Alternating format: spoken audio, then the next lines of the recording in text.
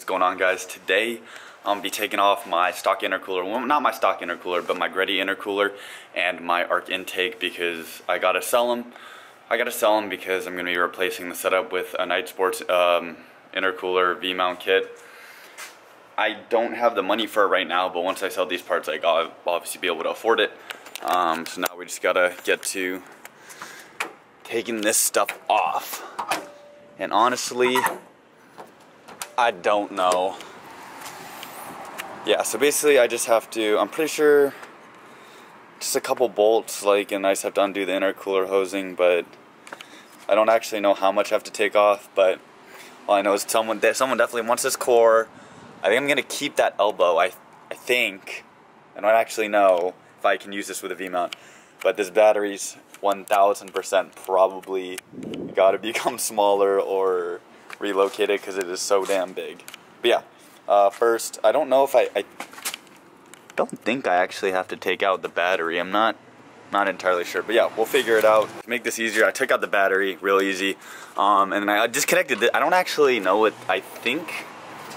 There's something about an AST I read online. I don't actually, caution never open. I don't actually know what this part is. I think it's like some circulation shit. But anyways, I'm gonna take off the arc intercooler first, mainly because it's not even bolted in. And then it'll be easier to access the intercooler because I don't know what's holding this in actually. So I'm just gonna undo these real quick. Alright, so update, I just got the arc intercooler out. It's super light. It doesn't really weigh anything. Pretty simple design. It's really just an air box. I don't really understand the hype behind it, but whatever. And then yeah, here are my, oh my god bro, these are beat to hell. Anyways, these are all the lines. I don't see any tears in anything, so I'm not really sure what's causing the boost leak, but yeah. And now I see where the intercooler is hooked up, so it's just that bolt right there. And I think there's probably another bolt somewhere. I just can't see, I don't know, maybe it's just those two bolts, but yeah, I'm about to do the intercooler hosing right now. I don't know if you guys can see, but bro, this is straight oil and grease. So there's a slight issue. This is how you know your turbos are going out. So I got the shroud out. I got the intercooler out, all the bolts. So I don't know if you can see that, but look, the lighting's not that good. Let me get better at lighting.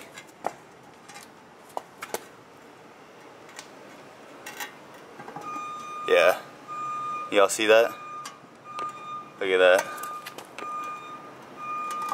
Oh my god, won't focus. Can you guys? I don't know if you guys can see that, but yeah, it's basically a puddle. There's a puddle of just oil at the bottom. There's also oil right here, you can see.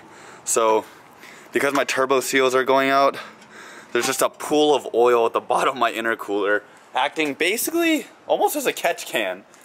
It's basically like one big catch can, but honestly, in all honesty, it's kind of, okay, so it's banged up right here. A lot of the fins are damaged, but I mean, most of the center ones are intact. This could probably work for a single turbo setup, but it just, I think the IATs, the intake temps would just be too high. There's more of, I mean, it's obviously built for the twin, it's really nice for the twin turbo setup, but when you go single and I'm gonna be running a decent amount of boost, I'm gonna need to upgrade the intercooler to a bigger one that'll get more airflow. But also the radiator, that's gonna have to come out too, I think. Pretty, yeah, no, this is, what is this? Why is this? Oh, you know what? Now I know. This goes to the overflow tank. So I'm assuming this has something to do with the coolant because it's hooked into the radiator and it's hooked into the overflow. So it definitely has something to do with the coolant. But yeah, I'm gonna have to take out the radiator as well. This is not gonna work out with my V-mount because it's blocking all the airflow. Yeah. Where? Or is that a downpipe? What is that? Where? Next to the turbo, on the left. It's a muffler. It's a blast pipe. Yeah. These tires aren't bad though. Nah, chill. They're about to go on the fronts. I hope they can fit. I might have to take off the spacers. We'll see. All right, yeah, guys, I just picked these up. About to go in the front, but this guy wraps them now. Puts it in this little plastic wrap that's kind of nice. Yep. All right, so these about to go on the front so I can finally drive the damn car again. Well, actually, I can't drive it because all the parts are out. Never mind. R.I.P. Rest in peace. I'll never be able to drive this thing. Oh well. Sad. Guys, today is a very special day because we finally got the tires, as you saw in the previous clip. It's a new day, but yeah, I got the tires. I also have the rear tires over here. I'm not gonna put them on yet because I want to burn the current set I have. But I just found out, I don't know what brand they are, but they're Treadwear. I don't know if you can see that. Treadwear 180. Okay, hold on. Let me focus. Yeah, Treadwear 180. They're Kenda KR20As. They're pretty worn. They're probably like 40%, 30-40% treadwear. But whatever, I'm going to put them on in reverse and burn them. They have a little camber wear, but yeah, 180 treadwear, that's going to be insane. But yeah, I'm going to first put the fronts on because the fronts are the one that's cracking, as you can see. Yeah, they're just done. And then I took all the intercooler. I took the intercooler and intake out. I think I'm going to sell the intake, but I think I'm gonna keep the intercooler and just fix some of the fins. As you can see, the fins are a little damaged. So I'm actually going to temporarily use this intercooler for the single turbo setup. This intercooler I did not know, but it's pretty thick. It's like 3 inches thick, probably like 3 or 4 inches thick. It's not super wide like the V mounts or anything, but it is actually rated for like 400 horsepower, which is kind of like what I'm going for. I don't even know if I'm going to hit that on pump gas. I probably won't hit it on pump gas without meth. But yeah, I'm just going to use this setup for now. But the first thing we got to do is 100% replace the tires. I haven't been able to drive the car because it doesn't have, well, it's cracked tires, and if it debeads, then I'm dead. Alright guys, so I just took the wheel off and oh, God, I'm so glad I didn't continue to drive this. So check this out. This is the inside. Okay, first of all, like the camber wear, like it's pretty bad. It's pretty bad on both wheels. At least it's even, so that way, you know, I have the car aligned, so at least the wear is even, which is, I mean, good. But look at, bro, look at this. It's literally, it's torn all the way. Look, like halfway across the wheel, it's just torn on the inside. Yeah, like literally half the wheel. You could see the wiring right there. That's the wires. So yeah, I guess lesson of the day: don't stretch your tires. Don't put a 215 on a 10-inch wide wheel, because bad things can happen, like this, and you can risk losing your wheel. You know, maybe if you got reps, it doesn't matter as much, but if you have like expensive, like, I mean, I consider these pretty pricey, at least to my budget. So yeah, if you're running kind of pricey wheels, do not stretch them, or at least if you stretch them, use softer compound. I'm using right now Pilot Sport AS3s, which are, I'm pretty sure that they're all season. I can't find the treadwear on it. Oh, Treadwear 500. Oh, okay, you can't see that. Sorry. Yeah, Treadwear 500. So the treadwear basically means how long the tire should last. Typically, higher treadwear means it will last longer, but that also means that the tire compound is harder. So these Michelin Pilot Super Sports that I have here are Treadwear 300. They're a little softer, so they grip better, but they don't last as long. Those Kendas are 180 treadwear, so those will last even less than the Michelin Pilot Super Sports. However, because it's softer, they're better to stretch. So if you're ever stretching tires, you always want to try to use like 300 treadwear and below. I like stretching Pilot Super Sports if you are going to stretch, at least to an aggressive stretch. Try to use softer compound, or else you're going to tear. You're going to end up like me, and just, yeah, tearing the inner walls of the tire, and you're going to be sad. So, yep. Just got the wheels done. Holy cow. Bam. So yeah, as you can see, they're not I mean, they're a little stretched. Obviously, these are 245s. The correct size for 18 by 10 is like a 255, so I'm just one size down. But it is way less stretched than the old tires, I'll tell you that. The stretch, it's not too bad. I feel like this will still be, will be a lot grippier than before. But yeah, you know, Treadwear 300. That's what we're repping. And then the only issue with these tires is one of them had like a, shoot, maybe it was on this one. I think this one had a, oh yeah, it has like a little, like, I don't know if you can see that, but it has like a little chip right there. Not chip, but yeah, nothing too serious. I could fix it. I'll just super glue it or something. But yeah, about to throw these on and see, about to see if I still need the spacers. As you guys know, I have 15mm spacers up front. With this tire setup, I think it'll rub. I don't know. We're about to see. I currently have the other jack all the way down, so it's basically equivalent to what, you know, it would be at if it was sitting on a wheel. So I got to test fit this one. So I'm about to drop this with the jack to see if it even, I don't know if it's gonna fit, but here's a test. I mean, nah.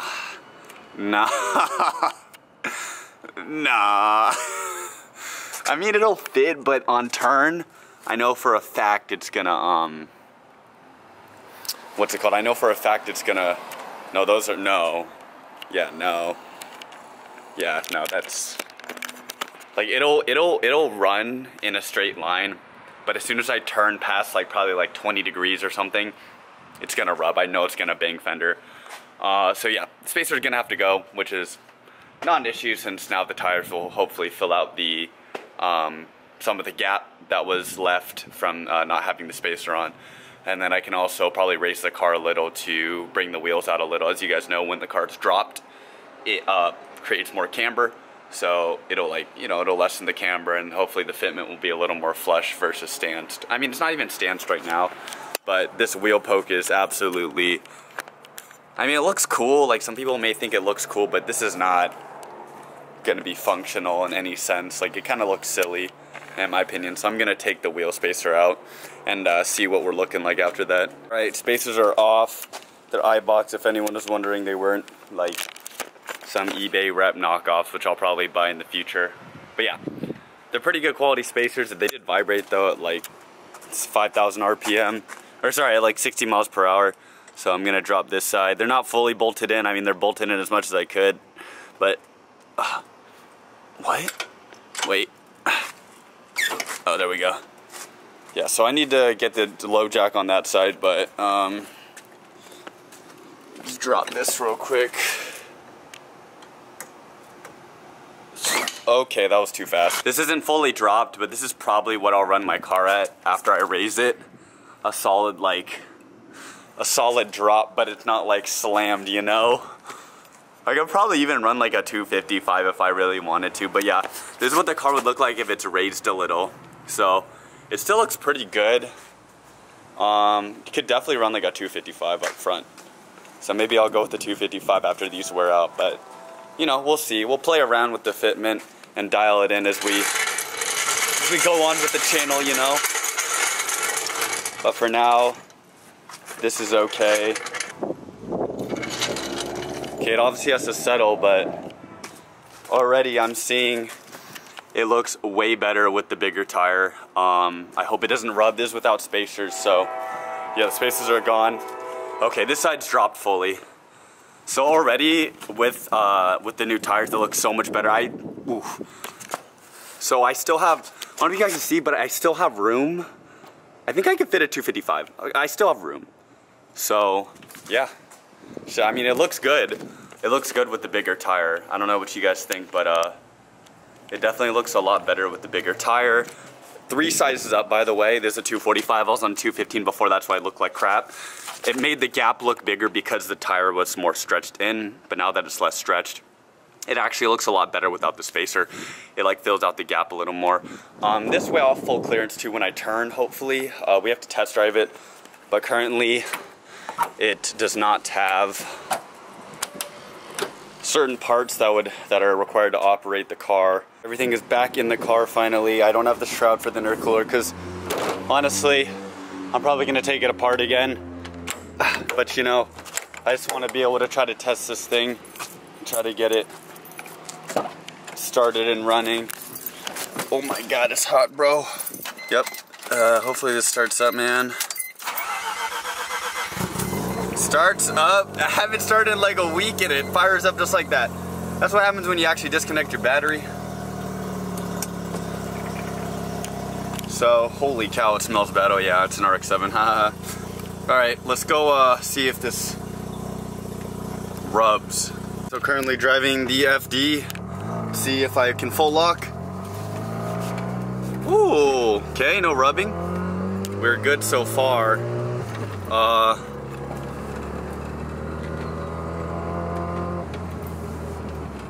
I think, wait, what happened? I think when I turned it all the way to the right before, it would die.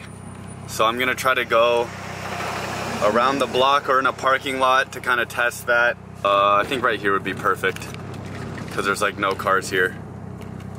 All right, so if I make a full lock turn.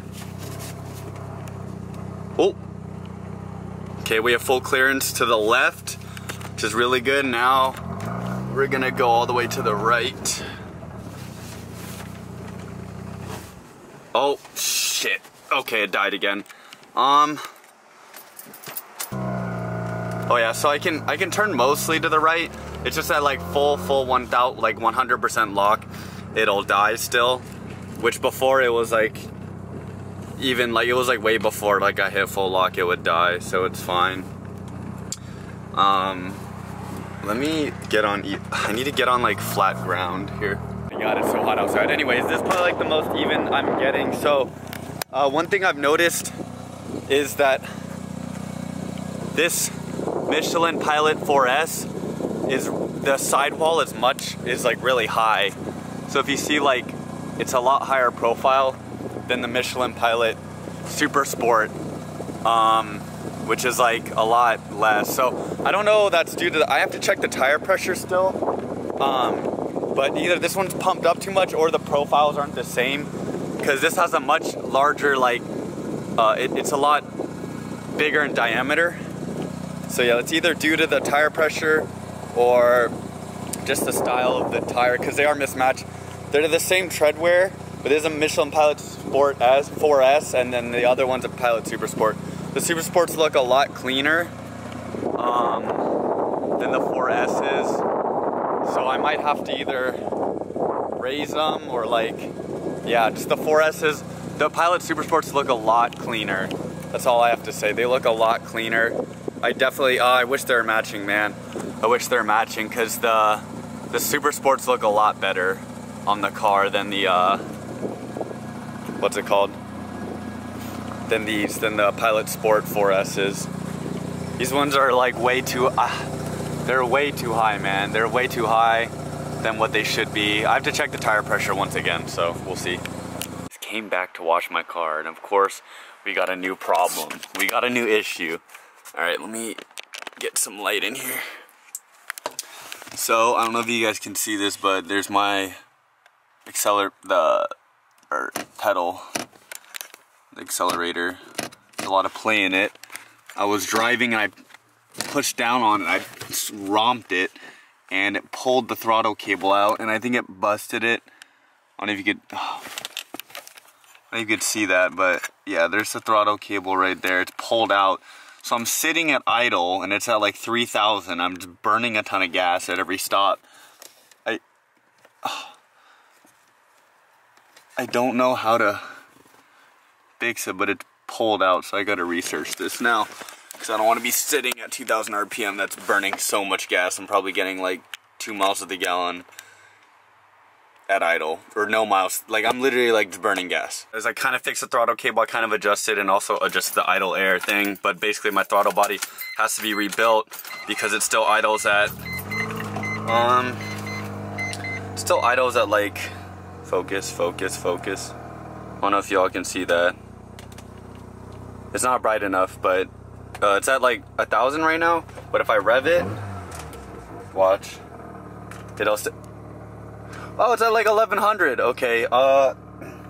I think maybe when it's really hot, it idles higher. I'm not entirely sure. It's at like 1150, like 1200 right now. You guys can see. But yeah, that idle is not terrible actually. So we kind of fixed the problem. And once again, the throttle is responsive. So let's just hope that it still holds up on the top end. Like if I full throttle it, if I go wide open throttle, like it'll still. Oh yeah, it's at like 1300 now. Yeah. So I have kind of a crappy idle. It's honestly like a street port idle, even though I don't have a street port, I have stock ports. But I don't drive this thing to get good gas mileage, so it doesn't really matter. But yeah, I'm just gonna go ahead and drive it now, finally. All right guys, I'm currently home. The idle problem came back because I probably stretched out the cable again. We're idling at 1800, 1900 basically. So yeah, I don't know what's causing this issue, but it's literally burning all of my gas. Not that, once again, I didn't buy this car. I didn't buy this car to have get good gas mileage, but I at least like to not get. I'm literally getting gassed out at every stop because like I'm basically at like a big port idle, like a peripheral port or like a big large bridge port idle, and I'm just getting gassed out at the stop. So I'd rather have it where, you know, I'm at the correct idle because I'm on stock ports. You know, I'm on stock ports for a reason. If I had a bridge port, that'd be awesome, but let me get the power before I have, you know, I don't want the idle, I want the power too, if I'm gonna have this idle. So yeah, probably gonna have to rebuild the throttle body or get a new throttle body and cable. Cable is definitely done for sure. The boot, turn it off, Jesus Christ, bro, it is so, who built this? Oh yeah, I built this car. But yeah, it is so loud. And so annoying, like. So yeah, that boot up there is probably done.